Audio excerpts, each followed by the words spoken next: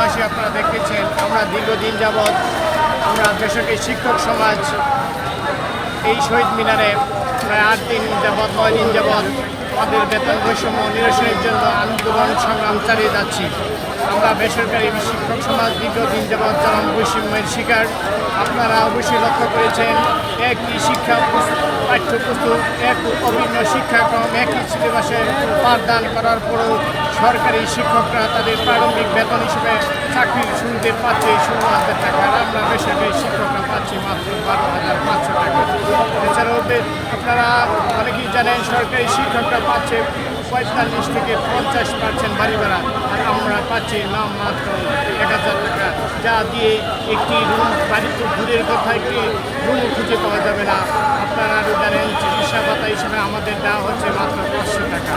কাজে এই সরকারি এবং বেসরকারি এই চরম বৈষম্য আজকের নয় দীর্ঘদিনের এই বৈষম্য নিরসনের জন্য আমরা বেসরকারি শিক্ষক সমাজ দীর্ঘদিন আন্দোলন করে আসছি।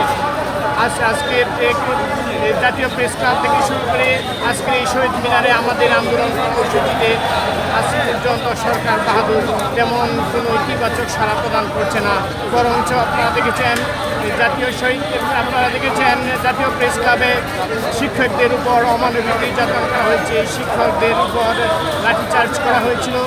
শিক্ষকদের অশান্তিপূর্ণ অবস্থান কর্মসূচিতে পুলিশ বাহিনী শিক্ষকদের উপর জল কামান নিক্ষেপ করেছিল, সাউন্ড গ্রেনেড নিক্ষেপ করেছিল, কিছু কয়েকজন শিক্ষকদের গ্রেপ্তার করেছিল। পরে শিক্ষকদের আন্দোলনের মুখে তারা তাদেরকে ছেড়ে দিতে বাধ্য হয়।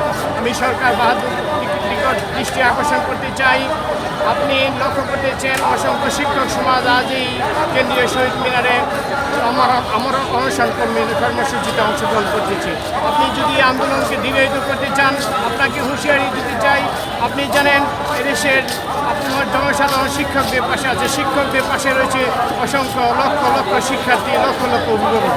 আমরা এই আন্দোলন আরও এভাবে দীর্ঘায়িত হলে আমরা শিক্ষক সমাজ এদেশের লক্ষ লক্ষ শিক্ষার্থী অভিভাবকদের নিয়ে স্বতঃস্ফূর্ত অংশগ্রহণের মাধ্যমে দুর্বার আন্দোলন গড়ে তুলব, কঠোর থেকে কঠোরতর কর্মসূচি পালন করব এবং আমাদের এই বেসরকারি শিক্ষকদের শান্তিপূর্ণ অবস্থান কর্মসূচির মাধ্যমে আমরা আমাদের এই 3 দফা দাবি আদায় করে ছাড়ব ইনশাল্লাহ। যদি তাও না হয়, আপনি যদি এই দাবি পূরণে যদি আমাদের কোনো প্রকার সহযোগিতা না করেন, তাহলে আপনি অবশ্যই অবগত আছেন 24-এর গণ আন্দোলনে একাধিক কর্মসূচি দেওয়ার পরও দীর্ঘদিন আন্দোলন না মানার কারণে তা 1 দফা দাবিতে পরিণত হয়েছিল। আমরাও প্রয়োজনে 1 দফা 1 দাবি জাতীয় গণ আন্দোলনে ডাক দিব এবং সারা বাংলাদেশে সকল শিক্ষা প্রতিষ্ঠানে তালা ঝুলিয়ে সবাই সারা বাংলাদেশের সকল সেক্টরে আন্দোলন কর্মসূচি পালনের মাধ্যমে আমরা আমাদের দাবি আদায় করে ছাড়ব ইনশাল্লাহ। জয় হবে বেসরকারি শিক্ষকদের, জয় হবে এমপিওভুক্ত